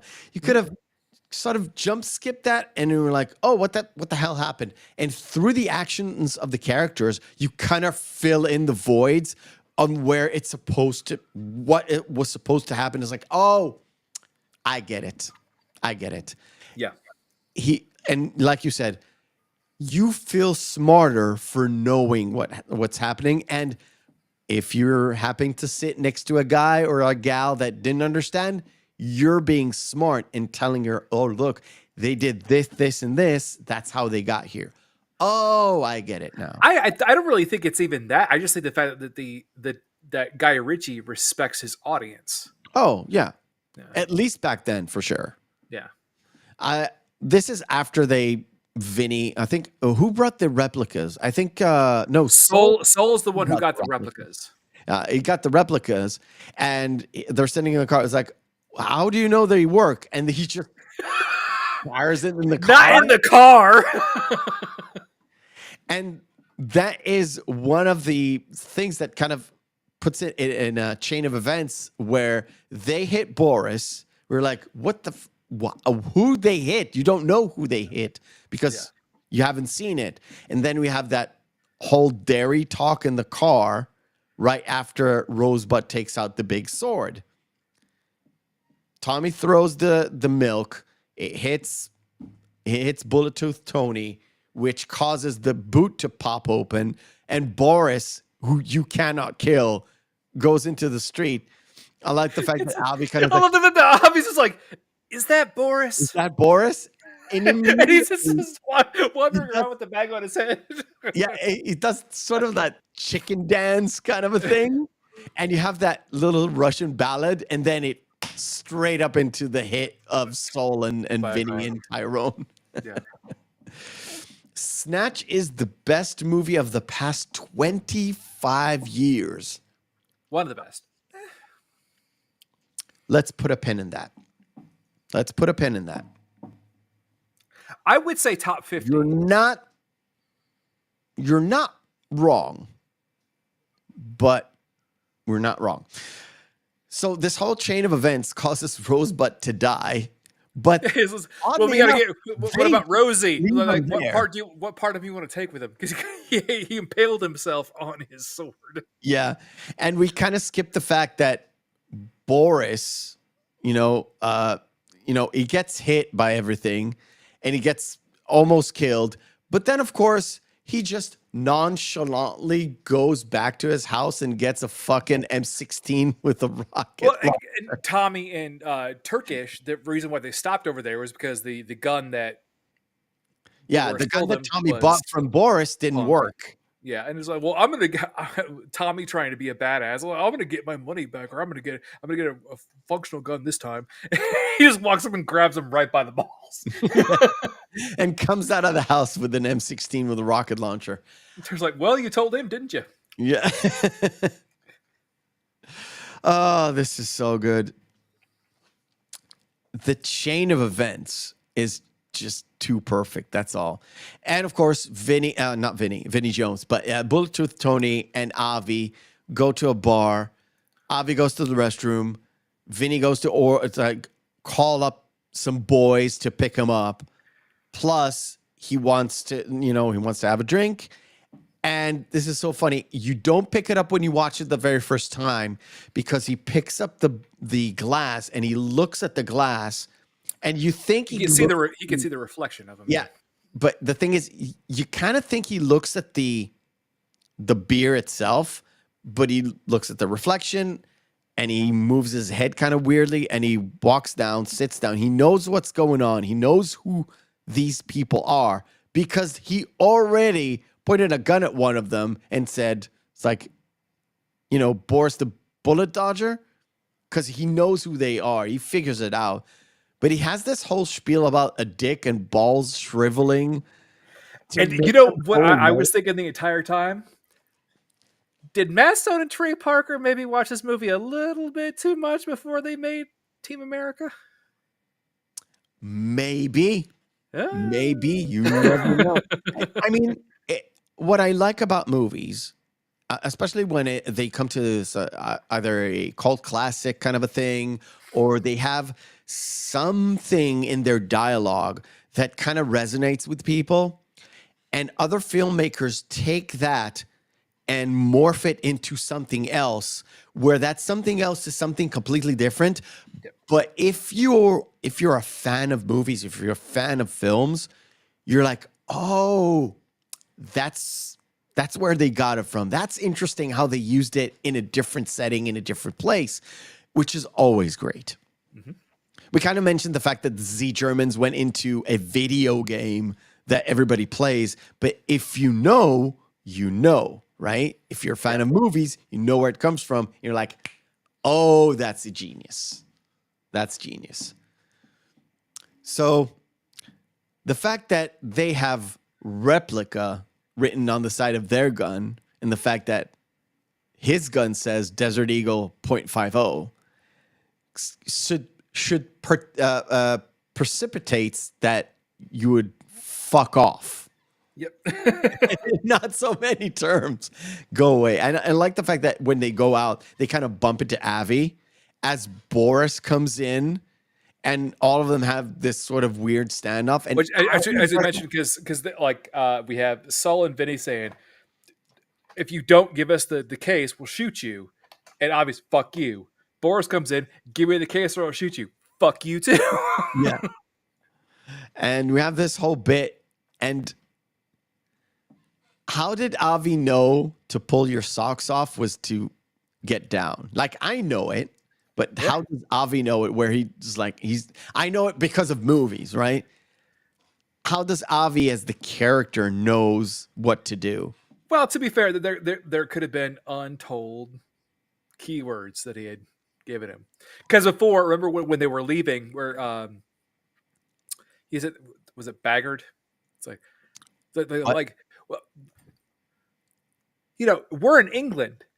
You spawn the language, but nobody speaks it here.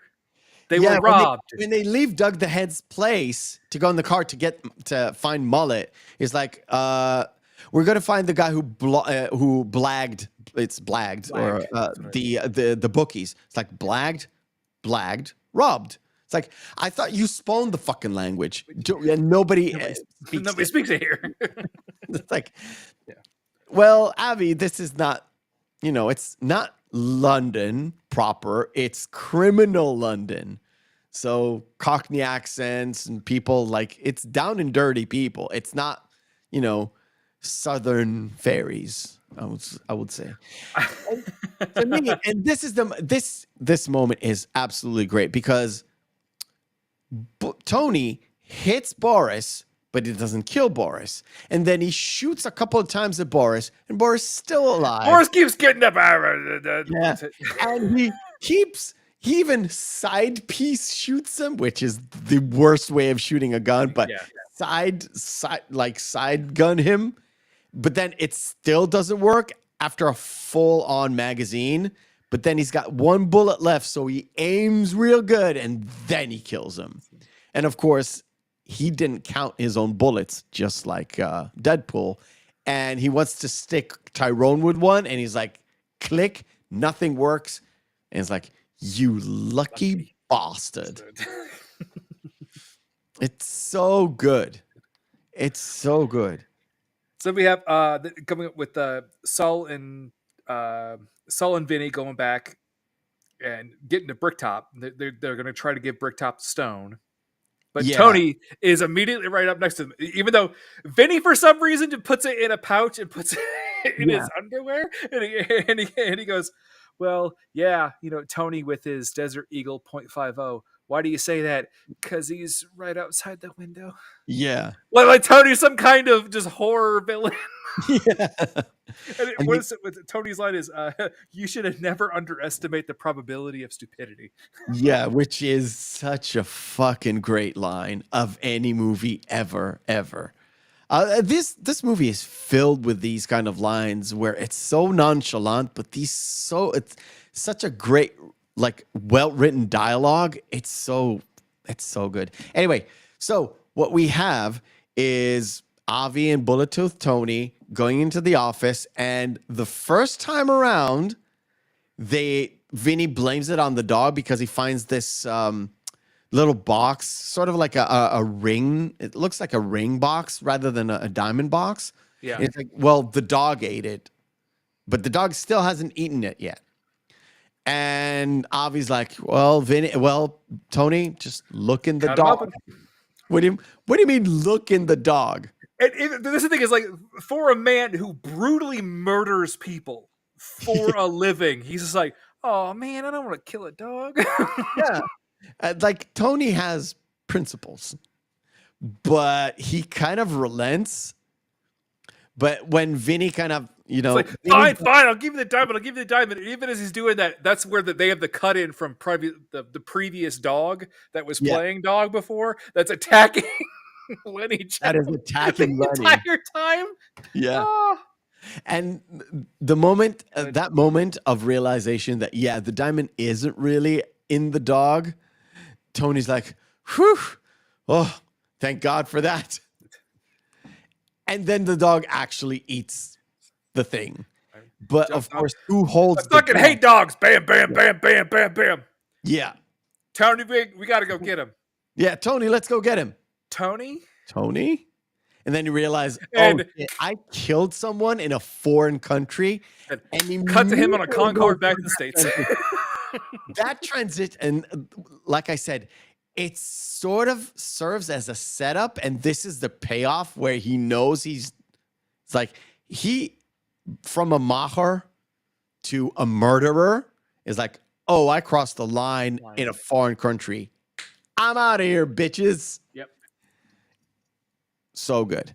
But of course, the story doesn't end because Mickey told Turkish and Tommy, I'm going to fight this guy because he's not going to do any more carnage. He kind of says, why are you sorry? Hmm? Well, yeah. Did you do it? Yeah, did you do sorry? It? Out of her. But then, of course, they have the celebrates his mom's death. And well, to be fair, that's when it comes to that's not just Irish culture, but that's a lot of Eastern European culture. You just do well. Awake is so we're just gonna get riggedy wrecked. Riggedy wrecked is correct. I would say plastered beyond belief, but it doesn't really work as a rhyme. Anyway, so Mickey wakes up, need to take a shit. No, need a drink. He's like, well, they take a sip of the flask. He takes a sip, and he falls back asleep. Mickey, need to take a shite. And even when Bricktop comes in, it's like, does he know that he goes down in the fourth? Oh yeah, he knows. Yeah, he knows. And he comes close to him and he literally says, well, if you don't go down in the fourth, there's a camp full of pikeys that will be hurt if you don't. No, he goes, a lot of pikeys are going to really find it hard to sit. Yeah. Like, because their kids will be on fire. It's like, Jesus Christ, Bricktop. Yeah, it's yeah, don't declare. Yeah, don't go to London. Don't go to London. It's a great line. So, and another great line was like, do you have anything to discuss? Yeah, don't go to London. And of course, the fight starts, and Mickey does the same move again, and the guy falls, and you're like, oh shit, not again. What is he doing? And of course, the guy he doesn't get fully knocked out. Where you can clearly tell that Mickey actually pulled his no pun intended, but he literally pulled his punch. literally pulled his punch. And they go into this entire sequence. And the last bit of the sequence, I absolutely love because it went full on art film. Yeah. When he hits him, there's it's I don't know what they used. Do you know what the high-end camera or not high-end, high-framed camera? Because it's actually it's high frame then cut in it's high frame film cut to low res because they did the exact same thing in Fight Club. Yeah, that's what I was going to say. Fincher did it in Fight Club. Yeah, they kind of did a homage to that as he gets knocked down, not out, knocked down, and as he falls into this slow motion into this water. Can you say he got knocked down, but he got up again? Yeah, he got knocked down. Are you ever going to keep him down? Yeah, he's never going to keep him down. Anyway, and knowing Mickey, he would like a whiskey drink and a vodka drink. But he did like cider drink. No, he already did. Now, I'm just quoting the song, by the way. At this point, I know. The fact that he goes into this, so far we had this dark comedy crime film, and suddenly you're like, what is this artsy fartsy kind of a filmmaker rather than a full-on director kind of a thing going on? And then he snaps out of it, goes out of the water, kicks the guy in the head, and it kind of goes into Turkish and Tommy. It's like, now we are fucked. And as they leave, you see Bricktop coming for them. And then, of course, when the guns went off, because you don't see Bricktop's side, the guns went off. It goes into a freeze mode. And Turkish explains that when you're about to get shot, you have this weird face you do. But Mickey didn't have that face. Yeah. No, because I wonder why he took his ma's death so easily. Yeah, and it rolls back. You understand that the Pikeys, that he bet on Mickey bet on himself. The Pikeys already were prepared for this kind of reaction and had a Pikey reaction. And of course, we see like these two guys after the fight started. They killed the driver, assume the position, wait for Bricktop to come out, give me the shooter, and he gets shot in the face. And sort of Turkish gets off free. Now, you need a hard out in about 5 minutes, right? It's fine. We can stay until we wrap. We're good. Okay. We're good.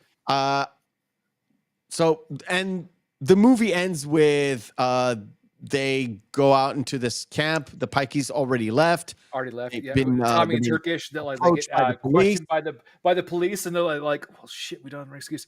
Then they see dog. Like, we'll just take the dog for a walk. Yeah. And the dog is the same dog that ate the chew toy, a half-piece eaten shoe, and a diamond. And you know what you do with the diamond? You go to the man who understands these things. It's Doug. Well, no, the best part about that is when they get back into the car, they're driving by, and Sol and Vinny are being pulled over, and they're like, why do you have a man who's been shot in the face in the back of it? Is that a tea cozy? Yeah. And Sonny and Vinny are looking, and they just see dog in the car, and they're like, motherfuckers. Yeah. Because they know what's up. All right. Yeah. And of course it harkens back all the way around, because we kind of started with the fact that what a week we had with and Turkish is saying, well, I'm an underground fight promoter. What the hell do I know about diamonds? And it's a setup. And it's a setup to the entire movie. And to me, this movie really reminds me of Pulp Fiction in so many ways. Very much so, yeah. There's the playing with time, playing with spaces, moving scenes around to make things fit. That whole sequence with with Boris getting hit and the milk being thrown by Tommy, that whole thing with editing kind of fits. Well, I would say timelines moving about and all that stuff. It's very reminiscent of not only Pulp Fiction, but Mulholland Drive. Kind of. It's a homage to those things.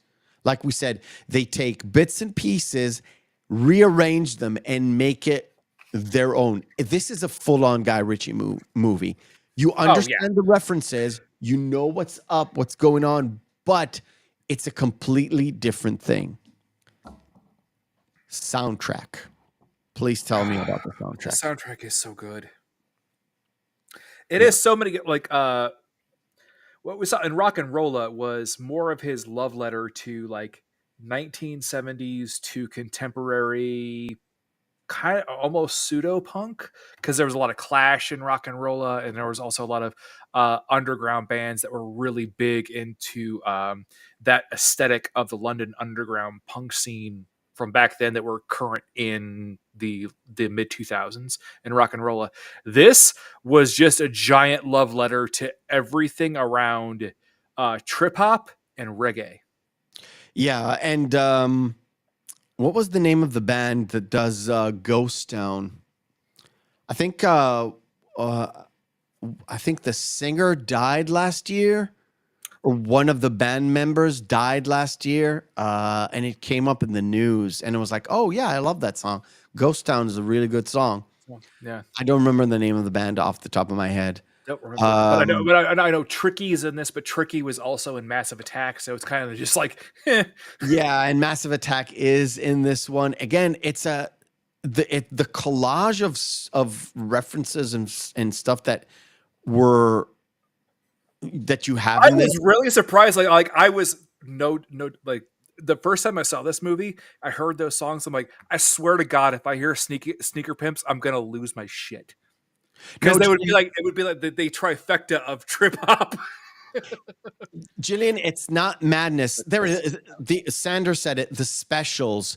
It is that same era of the 80s. It's ska music. It's not reggae. It's ska. It's a lot of it's not big band, but it has big band elements with trumpets and horns and introducing that with a little bit of reggae beat and sort of bass, and it's very eclectic, but it's very much of the specials and Madness were of the time of that was that popular music.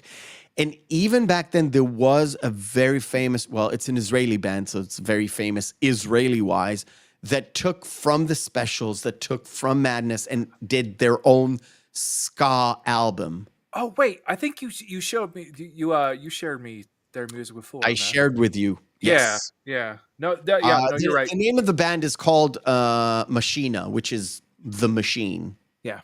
Yeah. They're actually really quite good. They're really good. They're really good. If they only had stuff that was translated to English, they would be of the time.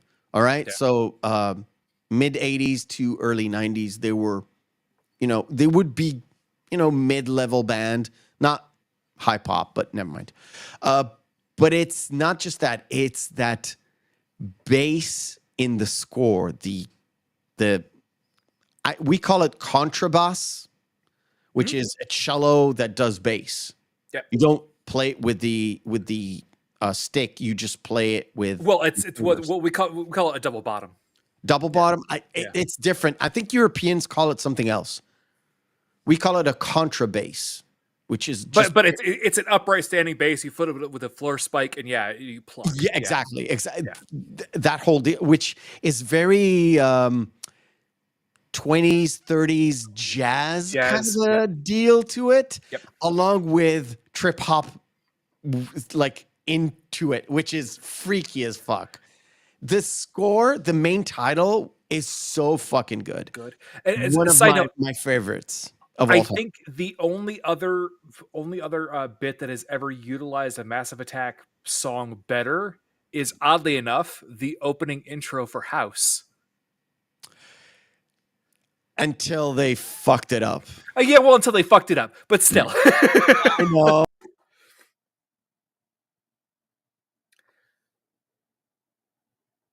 One second, folks. I think he just dropped by accident. Let me check, see if everything's okay.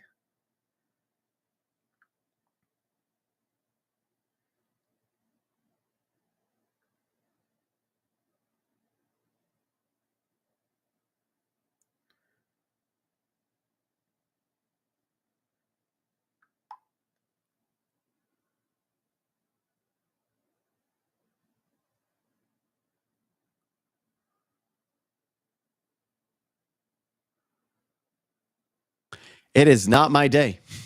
Yep, it is not. Okay. It is not my day. Sorry. I mean, we've been in a heated argument before, and that wasn't even an argument. You got upset and left. No.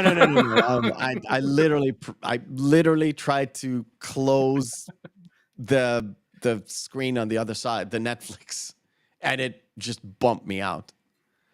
Oh, so anyway, ladies and gentlemen, to sum up and let all my feelings go on ahead with his day because he's a busy guy.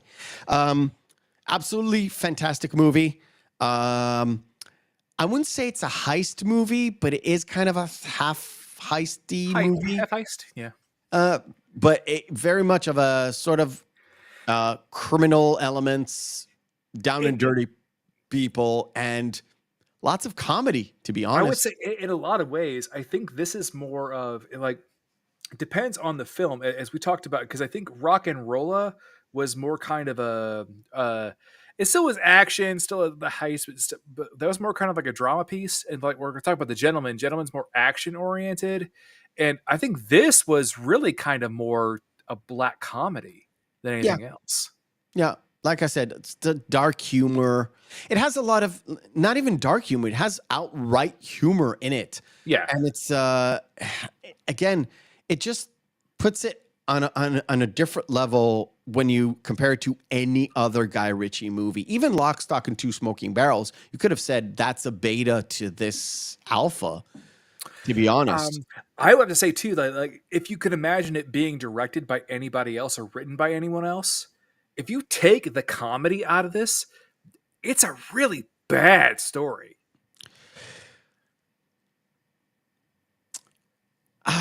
Maybe because it's rushed, as we talked about before. It's rushed. It has a whole bunch of plot contrivances, way too many convenient sets of circumstances and everything. But if you have all of the comedic elements into it, it kind of ties it all together.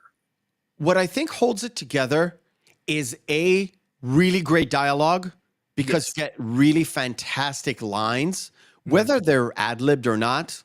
That's beside the point, but they made it through the movie, so the dialogue is there. And the other side of it is performances. Alan Ford as Bricktop is just a phenomenal performance. Vinnie Jones takes kind of the same character he played in Lock, Stock, elevated, and brings it up an extra notch to add the humor element into it. Doug the Head was he was the Hatchet in Lock, Stock, has that sort of element. Dennis Farina with one of his best roles ever as Avi, sort of like half bumbling idiot, half knows what he's doing. Everyone's great. Even the Tyrone character is just that also, like Mickey and the Pikeys, their entire setup at the end to get their revenge and also get a lot of money before they before they sneak out off. Yes. I mean, that's fantastic. Yeah. All right. Cool. Thank you very much. All my feelings, if you really have to rush and go, just go. It's okay. That's all right. Now we can finish. But thank you very much for joining us. Yes, I know Aiden Paladin was written down in the title. Literally 20 minutes before the show, she said she was ill and she couldn't make it. I'm sorry. We'll and she said she's sorry and we'll try to reschedule. Maybe even she'll join us for Lock, Stock. I'm not sure. So take it with a grain of salt. Everything is up in the air. I'm going to call her in about, not call her, but I'm going to talk to her in about 2-3 days and we'll sort that thing out. But for next week, ladies and gentlemen, go watch The Gentleman.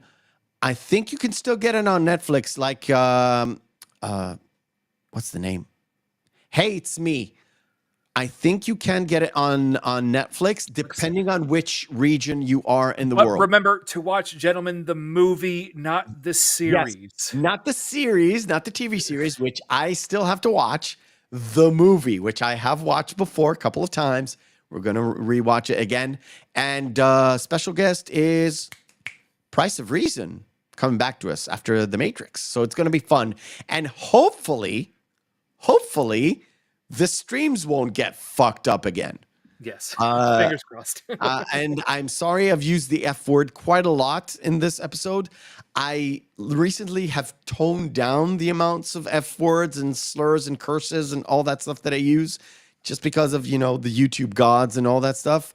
So I'm pretty flustered and I'm pretty upset. So I'm going to get another one of these and go to bed. And I hope you guys too, because remember, hope is a good thing, maybe even the best of things, and no good thing ever dies. We'll see you next week.